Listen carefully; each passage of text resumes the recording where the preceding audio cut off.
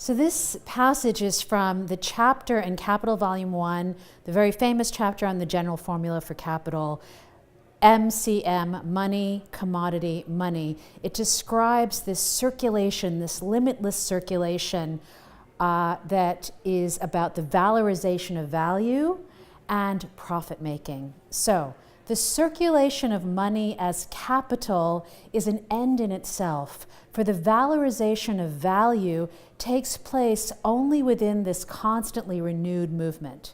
The movement of capital is therefore limitless. As the conscious bearer, Trager, of this movement, the possessor of money becomes a capitalist. His person is the point from which the money starts and to which it returns.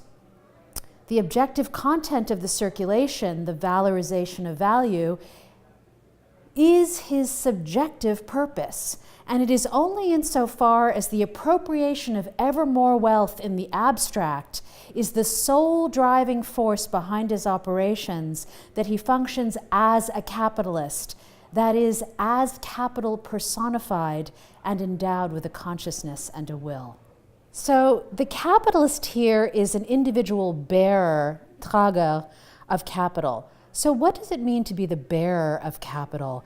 Capital here is the main character in the story of history, and the capitalist is merely the instrument of capital. Capitalists, like bearers to emperors or to despots, serve capital. So Marx reminds us that the individual entrepreneur, so celebrated in our contemporary market society, is not an autonomous agent of historical transformation, but rather a personification of social relations and of power.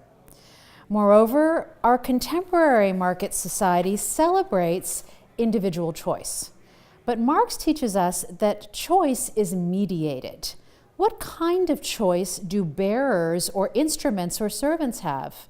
If we are all bearers of capital as capitalists, then what choice do we have? Indeed, if we think about democratic politics around the world, exercising choice often seems to have become a practice of choosing between brands rather than exercising judgment.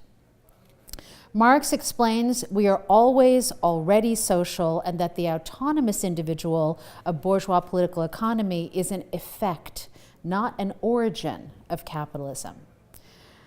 Understanding ourselves as capital personified offers a warning for our contemporary selves. Are we to imagine ourselves as brands or even as abstract legal fictions, as corporate persons?